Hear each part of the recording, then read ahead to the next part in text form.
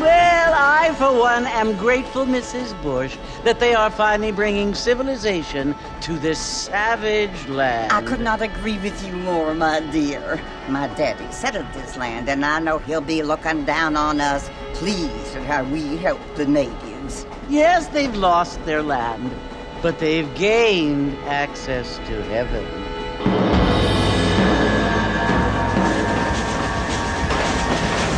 But, Father, do you mean unless an innocent receives communion, they're destined to go to hell? It hardly seems fair. What I mean to say, Jenny, is that there is a great deal of difference between an innocent and a savage. I never thought of it that way. Yes, they lived like animals, but they're happier now.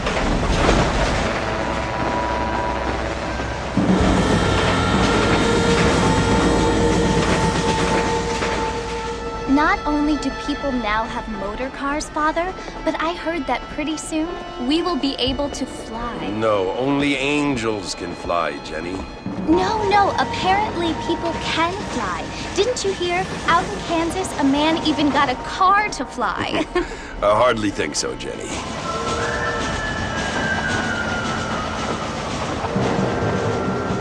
Apparently, Mr. Johns wants to run for governor, which is why he's so concerned with cleaning up the state. Nate Johns. Yes. His family is nothing but hillbilly trash that came here after the war. I don't want to be judgmental, but this state should not be ruled by such a disgusting family. A family without class. Apparently. The Johns family have made a lot of money, and he has a lot of friends in politics. Mrs. Bush, money isn't everything. There are many things that money cannot buy. It seems that money can buy voters, though.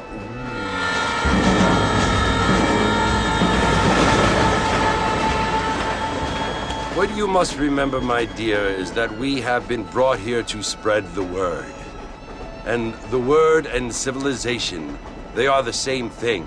They are the gifts.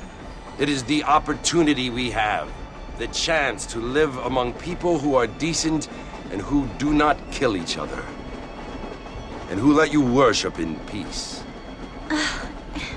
It's so confusing, Father. Sometimes I find it impossible to make the distinction between a loving act and a hateful one. I mean, they often seem to be the same thing. Yes, Jenny, it is confusing. But you only have to ask me if you need help. Indeed. Well, here we are, Mrs. Bush. Armadillo.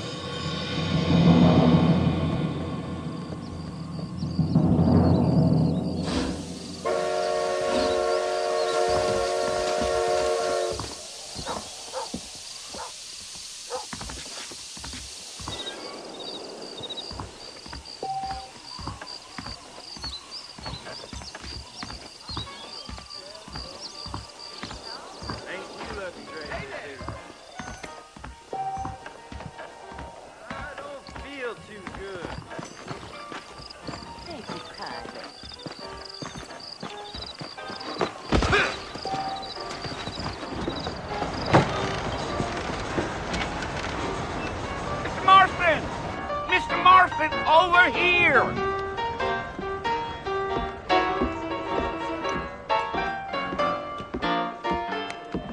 You must be John Marston. Sometimes. I'm Jake. Your friends from Blackwater hired me to guide you. They ain't my friends, but pleased to meet you, Jake. I got the horses saddled up and ready out front.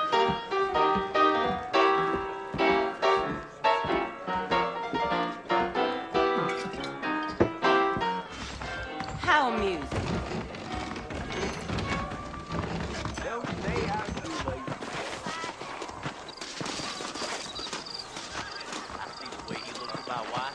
All righty, Mr. Marston, let's get it. They left me alone. If you say so. Easy on the spurs now. We don't need to draw undue attention.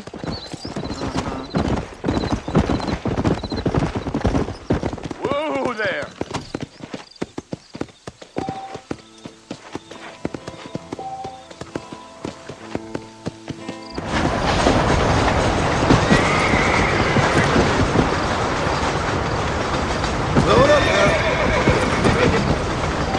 Fort Mercy you want to visit?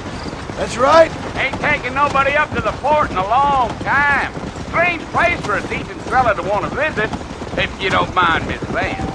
Who said I was a decent fella? It's been abandoned for years now. Folks say it was built during the Mexican War.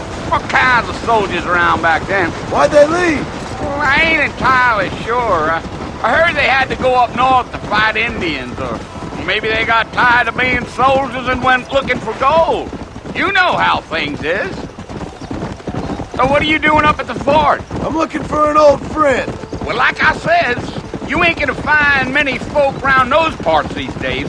Those you do find are about as sociable as an ulcerated back tooth. I mean, I ain't one to judge a man by